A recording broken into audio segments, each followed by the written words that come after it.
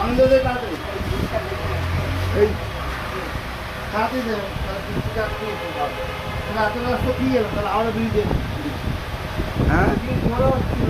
ভীষণ জোরে আরে তুমি এত দেরি করে লাগছে আরে হাওড়া ব্রিজে আটকে গেছিল আরে কি বলছে আরে এ বলছে সোনা মারা গেছে আমি বলিনি বাবা আমি পাপে ভোগ করবো না